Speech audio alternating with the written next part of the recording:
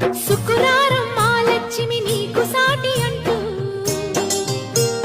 పట్టు చీర తెచ్చి బయట చుట్టమన్నాడు. సోమవారం జామురాతిరి తెల్ల చీర తెచ్చి మల్లె పూల కాపడాలు పెట్టమన్నాడు.